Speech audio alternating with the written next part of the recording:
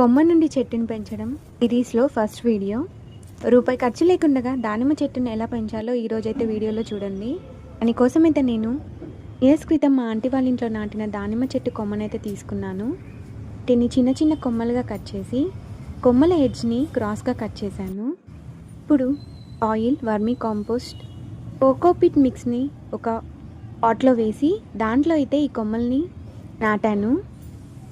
కొమ్మల్ని పెట్టేటప్పుడు ముఖ్యంగా గుర్తుంచుకోవాల్సిన విషయం ఏంటంటే, కొమ్మలు నాటిన తర్వాత దాని చుట్టూ ఉన్న సాయిల్ని అయితే గట్టిగా ఒత్తుకోవాలి.